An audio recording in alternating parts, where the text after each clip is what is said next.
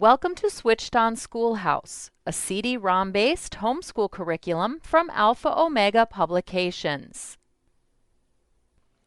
In Switched On Schoolhouse 8th grade History and Geography, your students will study U.S. history with units on European backgrounds, War for Independence, the Westward Movement, the Industrial Nation, the United States in a Changing World, and much more.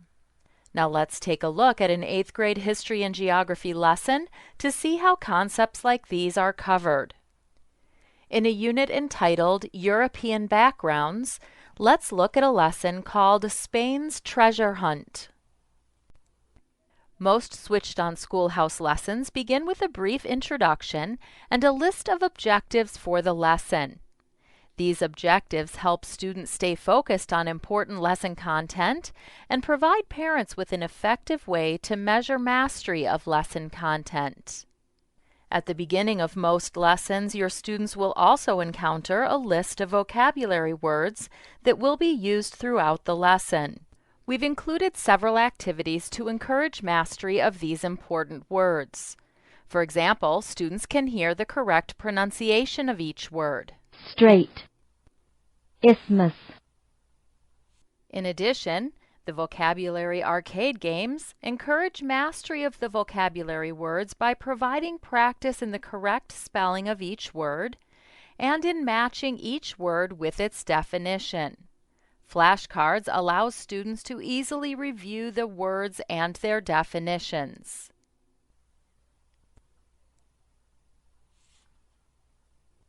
After this introductory material, your students then move independently through the lesson, reading the text-based instruction and utilizing the multimedia features that have been provided.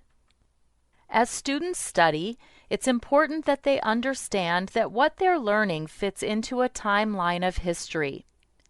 Any linked date or major event within the text of the lesson provides access to an interactive timeline. The timeline provides information about great civilizations, historical eras, significant events, and persons from history. Many lessons include small instructional videos, sometimes called tiny tutors. The teachers featured in these small video clips provide special instructions, additional information, and important tips for students. After Hernando Cortés met with Montezuma in present-day Mexico City in 1519, he was given a sweet-tasting drink.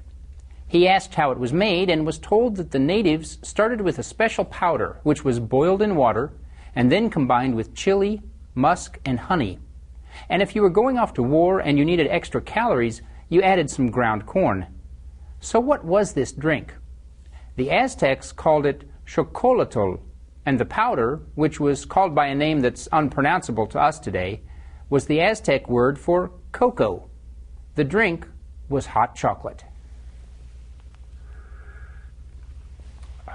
It's good. A variety of audio-visual presentations, including videos, slideshows, and animations, provide reinforcement of lesson content. When Francisco Pizarro came upon the Inca civilization, we know that his main concern was for gold, but the wealth that he overlooked was within the civilization itself.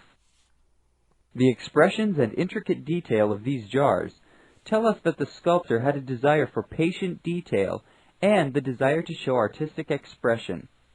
This type of smooth and delicate pottery was consistent throughout the many discoveries of archaeologists. After completing the first section of lesson text, the student can continue on to the next section of the lesson, reading the text and utilizing the included multimedia. In some lessons, students are given the opportunity to review and reinforce what they've learned with fun games like Farmer Frank and All Right. Let's take a look at an example.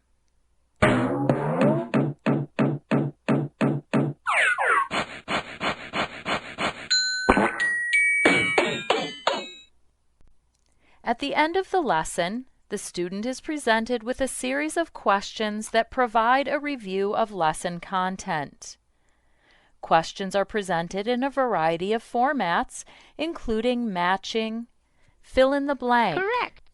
true and false, sequencing, multiple choice, multiple select, click and place, essay questions, and many more. 85 to 90% of student work is graded instantly by the program.